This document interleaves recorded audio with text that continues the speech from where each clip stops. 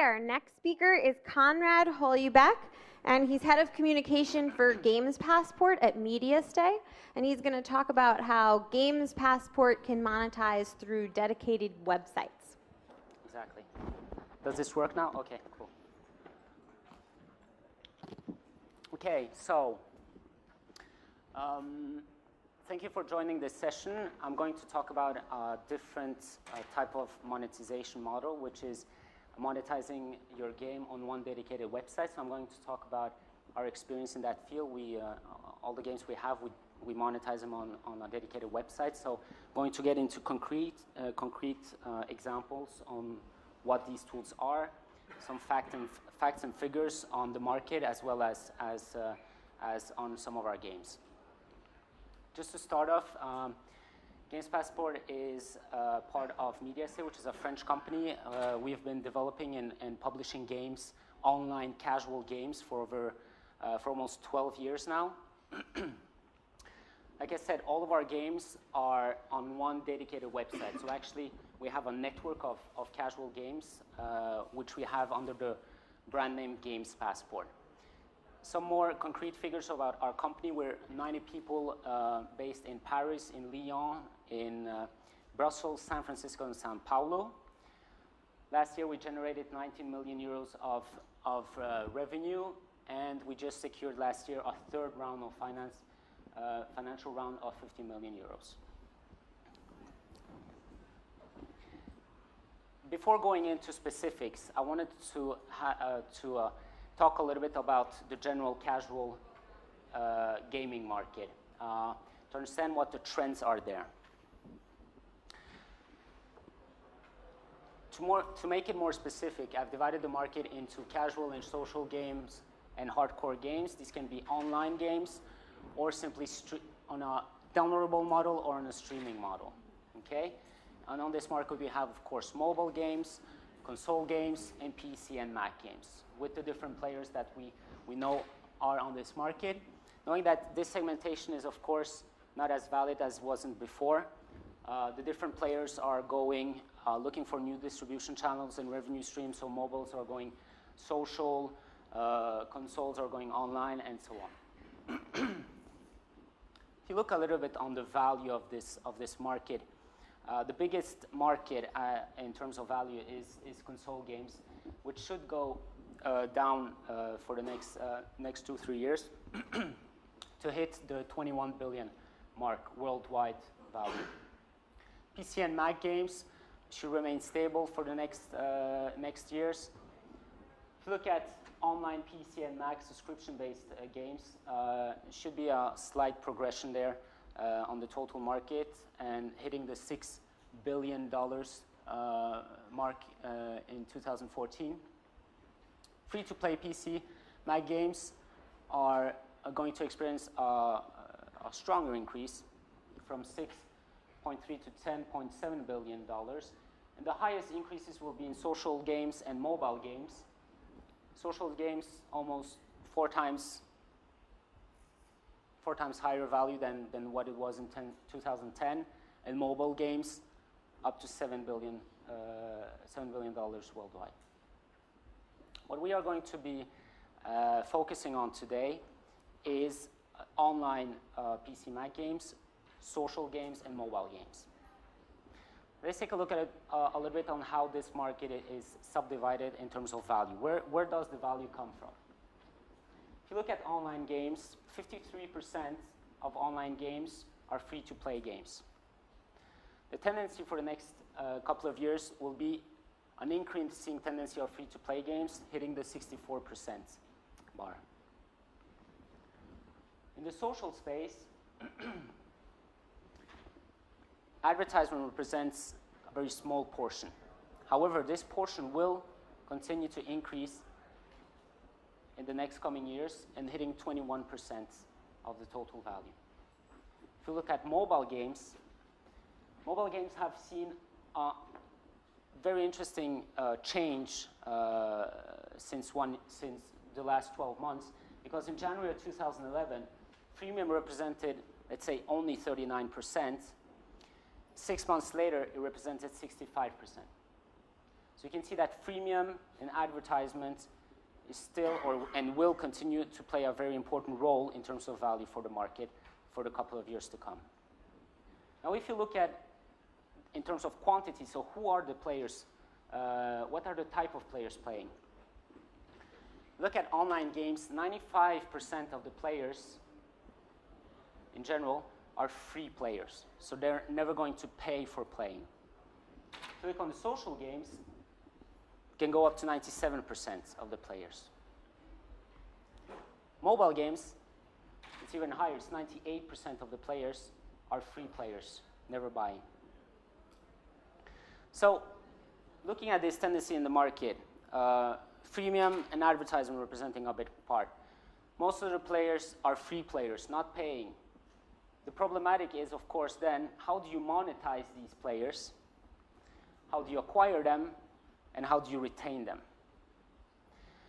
So the strategy we've been doing, so I'm going to give an example of how we've been doing this now for almost 12 years, is that we take our game and we just simply and easily make a dedicated website out of it.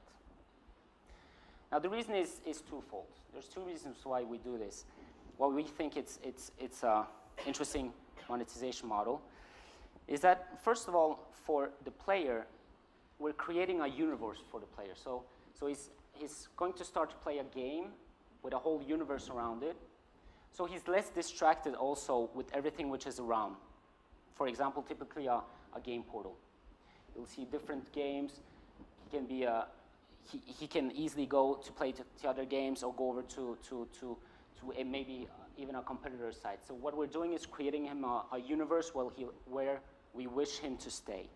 The second reason is that having a dedicated website enables us to channel the player through the different advertisement tools that we will serve him. Let's go from the beginning to the end. How do we drive traffic? How do we acquire these players? How do we make these players come to our websites? Well, there are different sources for traffic. Let's look at the biggest ones that we use. The two biggest ones are actually affiliate networks and cross-promotion.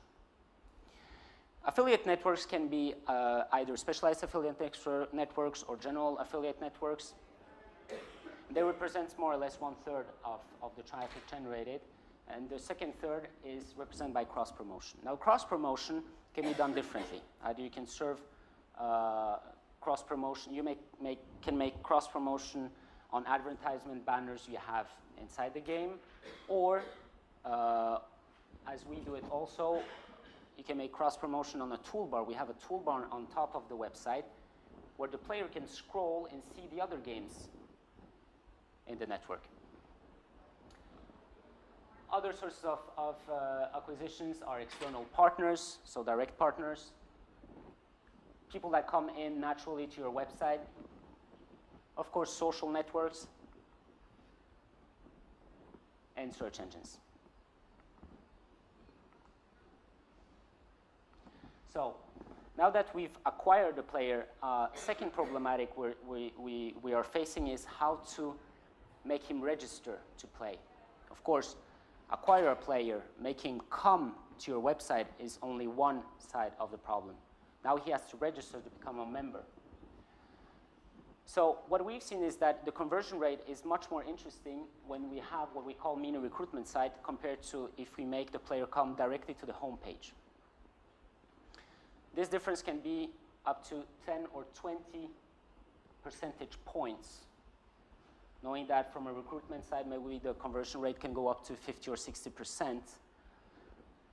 So this is a very interesting way of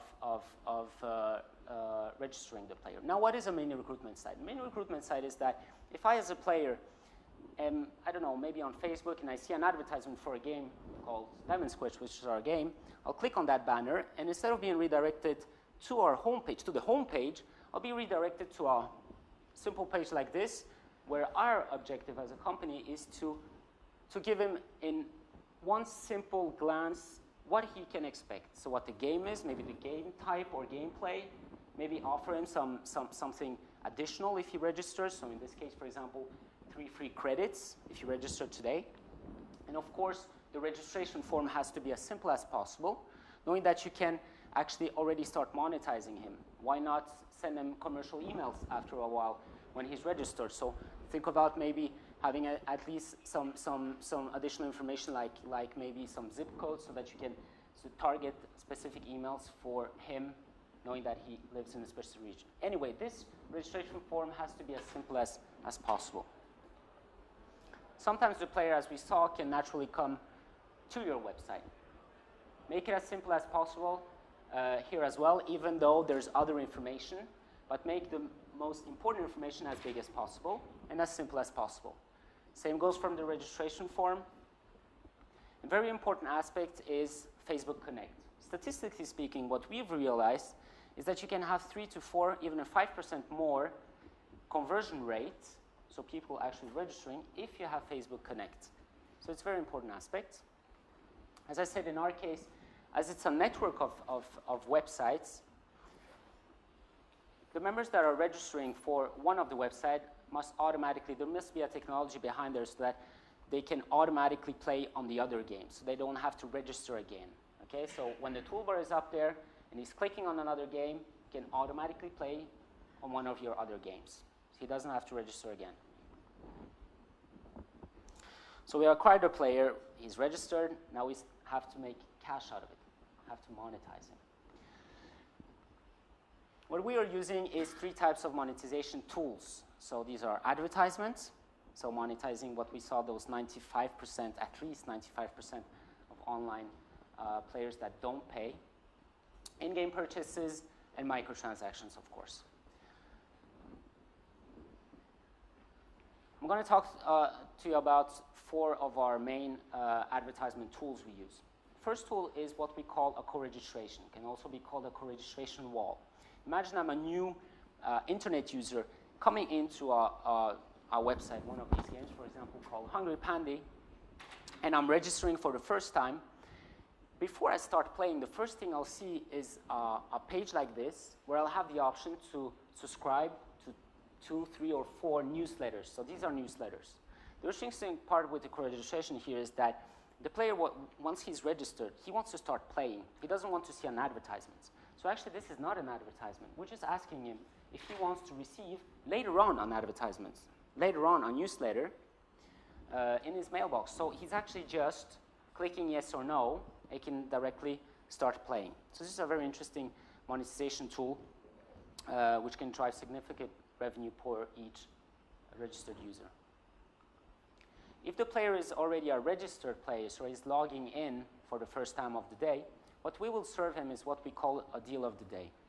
So it's an advertisement which is, of course, geo-targeted and targeted for the specific player that we, knowing the information we know thanks to the registration form we just talked about.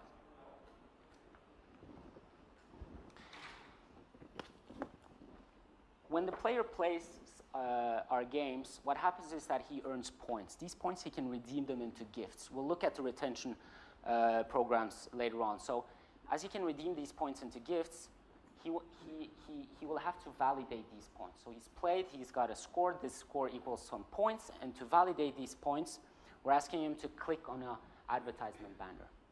That's where also comes in, for example, cross-promotion. You can see here Hungry Panda is one of the other games in our network, so we can serve him cross-promotion or just promotion for some of the advertisement partners. A 4th way of monetizing through advertisement is offer walls. These new types of advertisement tools that appeared a couple of years back now, with a very simple concept, is that if I want to continue, if I'm on a freemium game and I want to continue playing, either by purchasing credits or purchasing kind of virtual items, instead of course, paying with my credit card, I can make an action with an advertisement partner. So for example, buy a book with Amazon, and Amazon will sponsor my credits. So these are the different advertisement tools that can be used on the website. Of course, the second type of type of monetization tools are, of course, in-game purchases, virtual goods, time, purchase time. To give you an example here, one of the games we have in the network is called Paf le Chien, which is a game where you have to kick the dog as far as you can.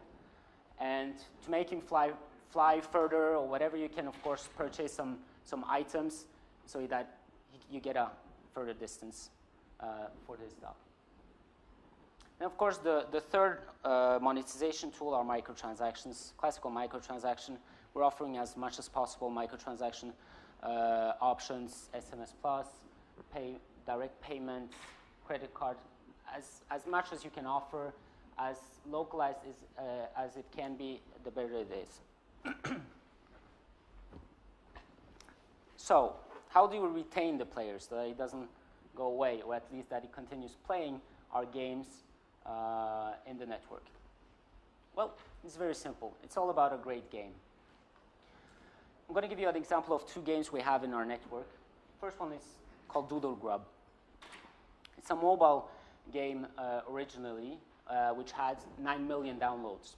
Just to give you a funny statistic, this is a game where you're playing a worm that is supposed to eat apples, avoiding any kind of enemies. So since it was created 2 years back, it has eaten billions of apples. Paf le Chien that I just talked to you about have had over 9 million unique players on its Facebook version. Like I said, you have to kick the dog to make him fly the longest distance possible. So since it was developed, it has been at least 300 billion times back and forth to the moon. So it's all about a great game. But then, of course, it's also all about the cash. The retention technique we use also is the possibility for the players to enter tournaments. The best player of the day, of the week or the month can have the opportunity either to win gifts or maybe cash. Depends what your strategy can be. And of course, we're giving out prizes. Okay? Like I said, when the player is playing our games, he can earn points, and these points he can redeem into gifts. A final very important aspect, retention tool is emailing. Emailing can be, there's two types of emailing. Either it's newsletters, so just informing the player about, hey, you haven't played for a while, come and play today on your favorite game and we'll give you 2 credits, additional credits. Or, hey, we have a new game, this could be interesting for you. The second type of emailing can be, of course, just simply and easily reminding him, hey, yesterday when you played, you earned, I don't know, 5,000 points, great. Play again today and you'll have more opportunities to win prizes.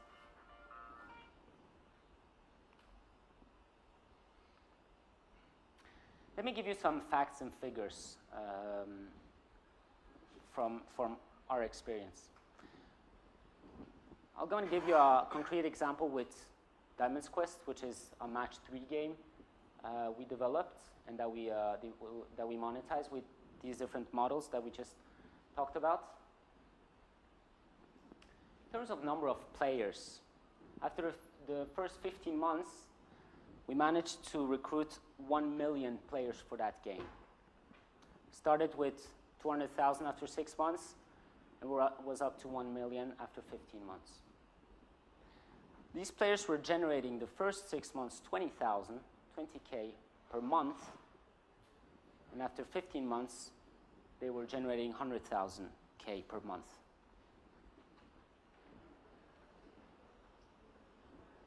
Statistically speaking, who are the players playing these games?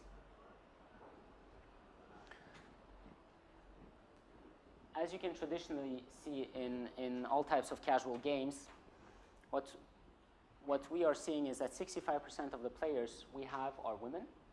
They're usually between 45 and 55 years of age.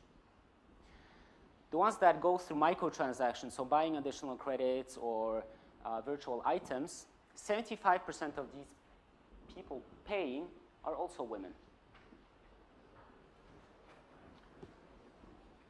We can also take a look at which games are the most successful ones. 2 types of statistics or ways of looking at it is in terms of average number of games played. What we are seeing is that most popular are mahjong games or different types of match 3 games.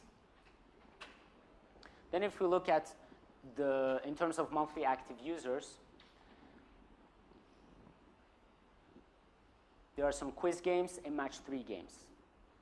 Just for information, these games here that have a high monthly active users are actually games that are based on licenses. So if you have a strong license, if you have a strong brand, it will always generate even more users per month.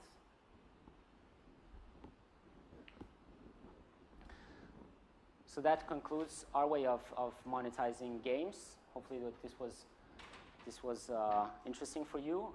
I'm open for any kind of questions you may have on these tools and ways of monetizing.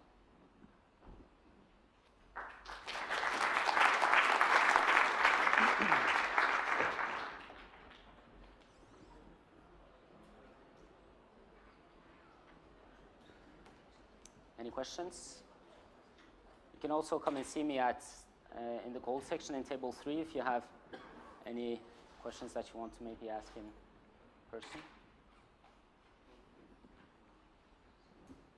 We're okay? Hope it was clear enough. That's why there's no questions. Okay. Thank you very much for